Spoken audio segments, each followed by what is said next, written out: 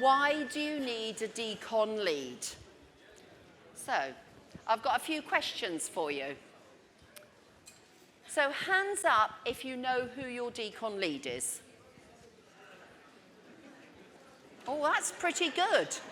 The people coming in, do you know who your decon lead is? Yeah? Brilliant. So probably 90% of you know who your decon lead is. Have they ever been to your department?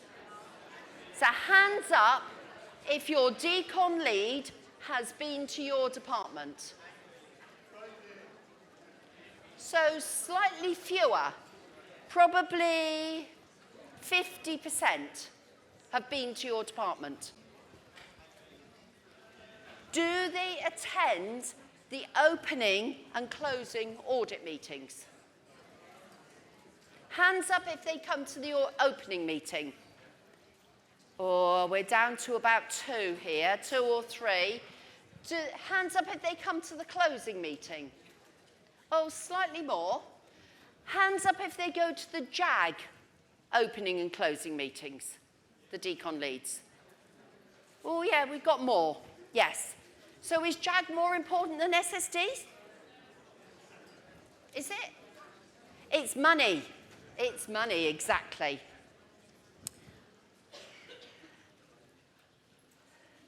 Does the health organisation publicise positive audit results?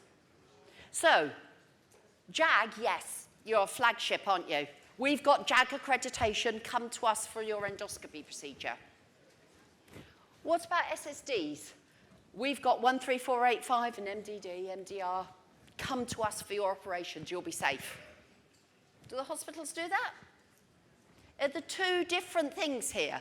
Are we saying that JAG, you know, they go to more JAG meetings than they do SSD audit meetings? Are they the same? They're an audit, aren't they? Decontamination audit, same sort of thing. So, the healthcare organisation, positive for JAG. What is it for decontamination units? Nothing? Just assumed that you do it, not publicised. Does the decontamination lead attend decontamination meetings? Hands up if they do. So, yeah, 80% do. So that's good. That's positive. Does the decontamination lead engage with issues within the department to take them to higher management? Yeah? Hands up. Oh, just under 50. So they attend the meeting. They've got the badge. They attend the meeting. Some will take things higher. Is the decon lead approachable? Yeah? Approachable? Yes? Could you phone up and say, I've got a problem, can I meet you today? Yeah? Good. Brilliant. Oh, that's right. This is taken from HTM 0101 Part A, which you all know because it's our Bible, isn't it? So the decontamination lead is the nominated lead responsible for decontamination who is either at board level or has line manager responsibility to a senior responsible person reporting directly to the executive manager. Right? So the executive manager is the person with ultimate responsibility for the hospital. So usually the CEO. So who does your decon lead report to? So does your decon lead sit on the trust board? Hands up those who decon lead sits on the trust board. 4. Okay. Do you know which trust board member they report to? Or which trust board member has responsibility for decontamination? Hands up if you do. Okay. For those that don't, that's a homework for you to find out. Which trust board person has responsibility for decontamination? Because According to the HTM, your decon lead reports to them. The decon lead is organisationally responsible for the effective and technical compliant provision of decontamination services. So are we talking here about SSD, endoscopy? What are we talking about? It states for decontamination services. It isn't just SSD, it isn't just endoscopy. It is the equipment library, ultrasound probes. It's everything to do with decontamination.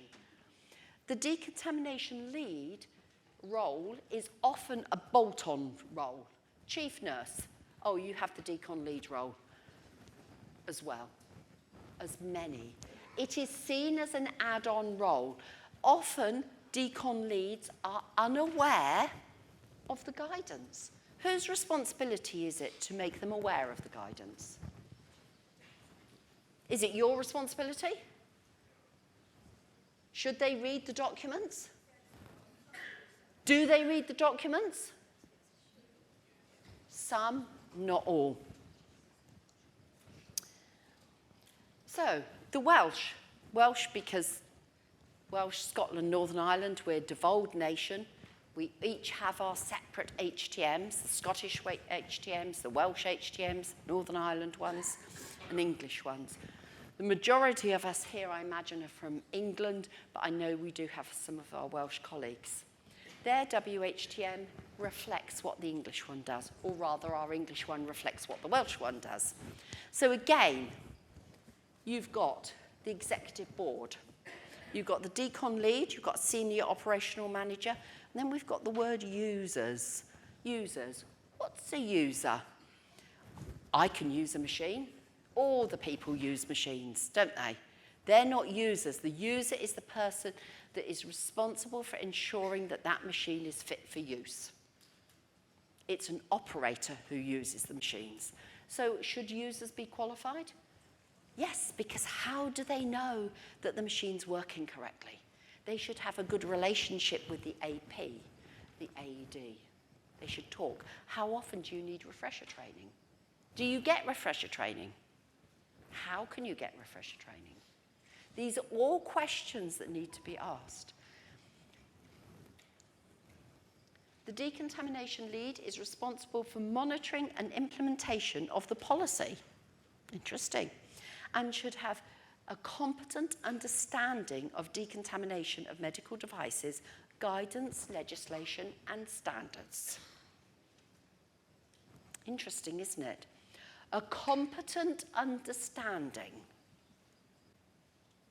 So what do we mean by competent? We've talked about competencies for staff, haven't we?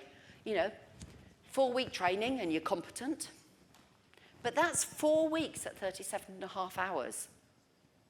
A decon lead, what's their competency? Do they have 4 weeks of 37.5 hours to become competent? Or is it just an add-on that they have to learn additional things? The caveat for that is the decon lead may delegate specific responsibilities to key personnel.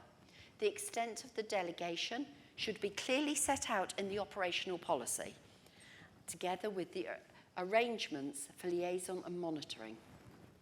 In other words, who writes your decon policy? The decon lead signs it off, but who writes it? The hospitals I've worked at, I've written my own decon policy. So I've written it for the trust. As a decon manager, I wrote the policy, gave it to the decon lead, and they went, where do you want me to sign? Been through all the ratifications. They weren't involved in the ratifications and the committees it went through. So when they came to sign it, they signed it, and I said, oh, on page 5, paragraph 3, and she went, oh, you expect me to read it as well? So do the decon leads, are they really aware of their responsibilities? Who do they delegate to? Mine delegated to me, very definitely to me. Very approachable and would take problems. but actually not only problems, but wanted those solutions to those problems. So I'd go and go, we've got this problem, I think the solution is that. And she'd say, absolutely fine, go and get on with it. So who do they delegate to? The endoscopy manager, the SSD manager, early pregnancy manager, ED for ultrasound probes. Who do they delegate to? Who's coordinating all this? Are you working in silos? Are you a big hospital that has different divisions and no division talks to another division?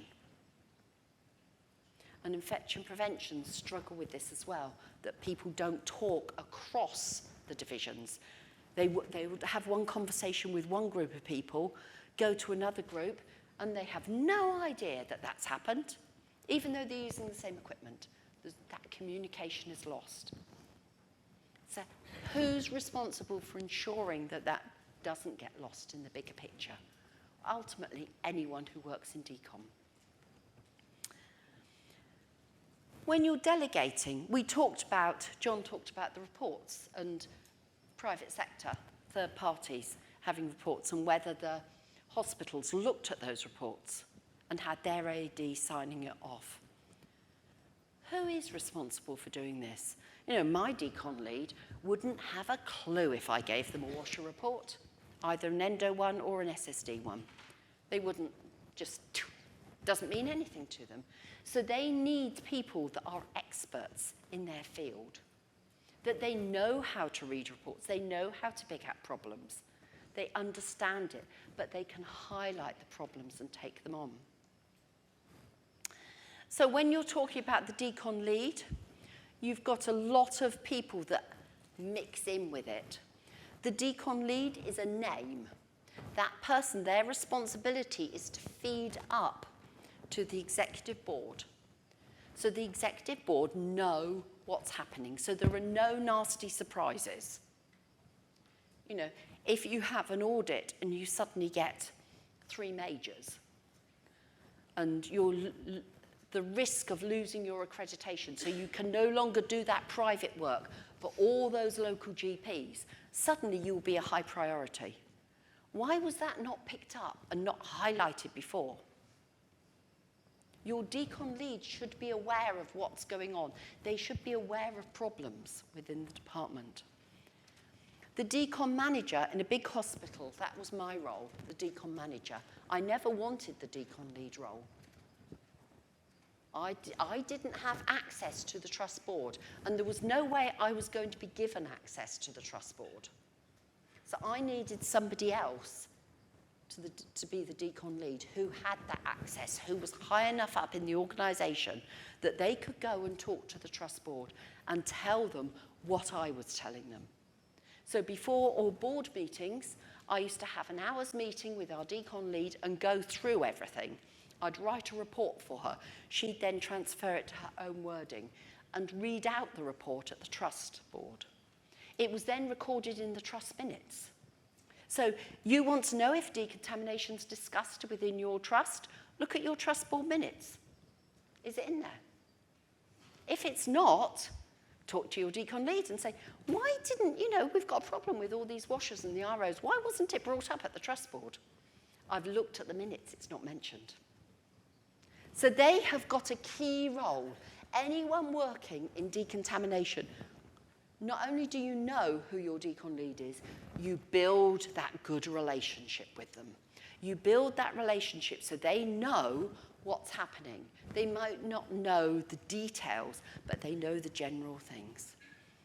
When you're looking at the decon manager or the unit manager, the decon lead, you probably are not managed by the decon lead. The decon lead is somebody else within the hospital. You are managed by a divisional manager. So you have 2 reporting structures. Your management reporting structure and your decon reporting structure. So if you had a problem, I had a problem one time, trusts combined, we had a problem within one of the IAP rooms that I felt we were getting inconclusive results from air testing. I was concerned. My divisional manager said to me, You are not closing that unit, whatever you do. It is not closing. We will work with it. I was really worried with the results. I went to my decon lead, who looked at the results and went, don't really understand them, but if you're this worried, we'll go to the DIPSI. We went to the DIPSI. They agreed. We closed the unit by the chief exec. The chief exec overruled the divisional manager. You can imagine the result. My relationship with my line manager at that time was pretty poor. But I had another structure. I was thinking of that patient. If our IEP room is not up to standard, we cannot pack sets in there. It is not safe. It is not safe for the patient. So I'm an advocate of the patient. My divisional manager wants to get everything running smoothly. They don't want any operations cancelled. They don't want any interruption. They want everything smooth. They don't really want to know. Who can you use? Your microbiologist, infection prevention. Brilliant people, really helpful, extremely busy, thin, very, very thinly spread. Authorised engineer, AD, people like John. Very useful. If you've got a problem, talk to them. If you've picked up a problem, pick up the phone, talk to them. Your CP, AP in decontamination, they might be a private provider or they might be part of your estates team. They will know what's going on. Really great people, very knowledgeable, very helpful. They will listen to you. And if you think there's a problem, they will investigate. Senior operational managers within estates. Quite often they employ the AP and AD and that sort of thing. They work for them. The AD will be independent. This diagram will be coming out in the report from the HISB. This is one of the recommendations, that this structure is within all hospitals. It's reinforcing what is said within the HTMs, but it's a pictorial guide. Decontamination lead. Is the healthcare organisation aware of decontamination? Yeah, you've all said you've got decontamination managers. They're all very approachable and they're all very aware. Are they aware where everything is being reprocessed? I did a thing trying to find all ultrasound probes in the hospital. We spent 2 years and we thought we'd identified every single one until one of my staff went to physio, came back and said, oh, I had an ultrasound on my knee. I was, what? They've got an ultrasound? They are everywhere. They are hidden. They're carried in suitcases from department to department. They're carried in the back of people's cars from hospital to hospital. Is the cleaning traceable? What are they using? Are they using one method at one hospital, one wipes at the another? Are those wipes compatible? Are they compatible with each other? Are they compatible with the device? Where are the manufacturer's instructions? Who owns that bit of machinery? You think that ultrasound probes, it's really easy, isn't it? Because, you know, they're bought through central processing. So, you know, supplies know where every single probe is. No. They don't even know sometimes that they've got probes. Who uses the jelly?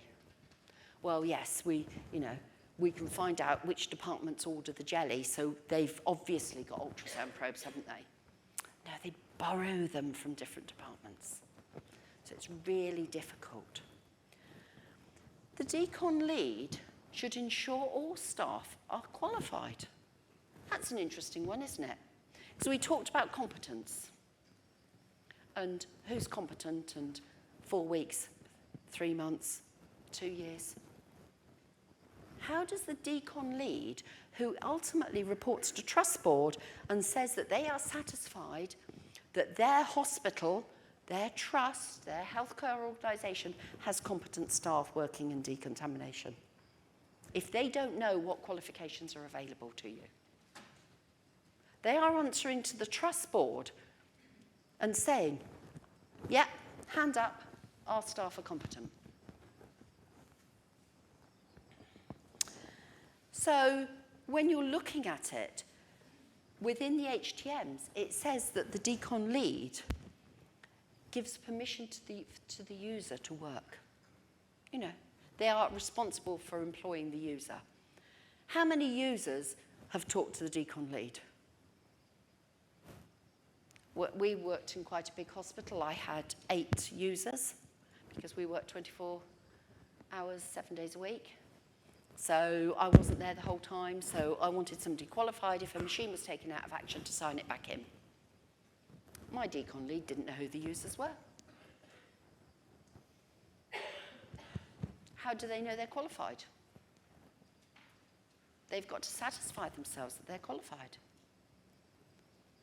What about other areas? Who has oversight of the other areas? It is the responsibility of the decontamination lead. So when you're doing early pregnancy and you go in and you say, right, okay, you're using sheaths and then you're just wiping the probe after examining an early miscarriage or something, does the gel ever turn pink? And they go, yeah. And you still use the same Clinell detergent wipe, even if it's gone pink. And the decon lead is saying, yeah, we're all trained. We're all trained. So is the communication going up from decontamination staff up to the decon lead? I don't think it is. So what happens when there are problems? Sort of, you know, and what problems do we come across? Issues of not getting to the sets to theatre on time. So that's a really big issue for theatres, and theatres will really cry out about that, and it will be passed up the level. Theatre manager will be, you're not doing your job, you can't get the sets to us. Missing instruments. Who loses the instruments? It's that fairy or elf, isn't it, in theatres, that takes the instruments off that set, possibly puts them onto other sets, or puts them in the bin. But it's no staff involved. Sickness levels. When you're increasing your throughput in sterile services or in endoscopy, and you've gone, say, from 100,000 sets a year to 120 with no additional staff, are you going to put more pressure on staff? Is morale going to be lower? Are your sickness rates going to go higher? Do you have difficulty in recruiting staff? You know, we used to have a bit of a saying, if they've got 2 arms, 2 legs, 2 eyes, 2 ears, we'll have them. Because we were so desperate to get staff. We'd advertise and we'd have 1 or 2 people apply. And you interviewed them and you thought, they're not capable of doing the job. And yet you're told that anyone can do our job. Anyone can clean instruments. So is this reported to the decon lead? They should be aware of this. Our RO plant, old and failing. Estates might report it up. The AED will write his report, give it to estates. The estate manager will take it up. The decon lead should be aware of that as well. They should be having sight of these reports. Machinery, old, breaking down for long periods of time. You know, constant little niggles that, you know, a machine will run for a couple of days and then suddenly something else fails on it. You get the engineers in to replace it. It's down for half a day. It's interfering with your production. Is the decon lead aware? Floor covering. No, we don't think about this, do we? The fabric of the building. What happens when you've got a crack on the floor covering, either in the washroom or the IAP room? What happens? Is the decon lead aware? You might refer it to infection prevention, and they might highlight it. But the decon lead is responsible for taking this up to the trust board. Nasal endoscopes, my bugbear here. Same with Sharon. How are they cleaned? How would you like, if you were the patient, how would you like that cleaned? If I was a patient having a nasal endoscope, I want it to go through an endo washer. Yes? Everybody agree? If they were a patient, they'd like that. How many people here have a wiping system with their nasal endoscopes? Yeah, so 50%. So 50% of you wouldn't go to your own hospital to have a procedure out of choice because they're not being cleaned properly. Does the decon lead know? Are they aware of it? Ultrasound probes. Bit of a bugbear for me as well. Ultrasound probes being used for central lines in ICU. Oh no, they don't come in contact with any blood or bodily fluids. Really? How are they being cleaned? Oh, we use the wipe. Which wipe? Whichever one is available on the side. It's either yellow or green. Does it make a difference? And you start talking to the consultants and they're sort of squirming a bit in their chairs and they're, well, we don't really get a choice because, you know, sometimes it's an emergency procedure and you could see them sort of trying to justify why they don't know. So has there been an audit in ICU?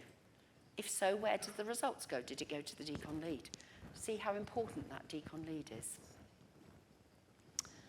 Risk assessments. So within the HTMs, it says the Director of Infection Prevention and Control, the DIPSI, is responsible for risk assessments. So we all complete risk assessments, don't we? For 13485, we do it in line with 14971, yeah? We all have the risk assessments in our file, all the risk assessments there. So is the format that we use within the department the same as the format that the organisation uses? No. So I had a wonderful discussion with my governance who wanted me to change the way I did my risk assessments to the way the hospital did them. And I invited her up to the audit. Within 2 minutes, she totally changed her mind and agreed with me. Is the scoring of those risks the same within your department as on the Trust Risk Register? I had scoring on my washers that I did, that I felt with my AD and my AP and my estates manager that were falling over and we needed to be replaced. We'd scored them at 20. They were breaking down. Every week we were having breakdowns. When I looked at the Trust Risk Register, they were on at 12. What's the justification for it? I used to have little notes put beside it. The decon manager does not agree with this scoring. Got picked up by CQC once, which was good. Are all the risks on the organisation's risk assessment? Are these shared with the decon lead? Is the decon lead aware of the Trust Risk Register for decon? What happens if the governance doesn't agree with the scoring? You can put comments on. Does the decon policy reflect these risks? The decon lead should have responsibility for ensuring that policies exist and that they take account of best practice national guidance for the decontamination of reusable surgical instruments and devices. The decon lead should have responsibility for ensuring that a decontamination program is implemented in relation to the organisation and it takes proper account of national guidelines. So who is responsible for ensuring decon leads? Are they aware of legislation and current guidance? What qualifications should a decon lead have? Are they competent? Are they trained? Are they interested? Is it an add-on to their role? I hope I've made you ask some questions and take them back to your organisation, because it is about raising the profile of decontamination, and the way we do that is to get buy-in from our decon lead and from our trust board. Thank you very much.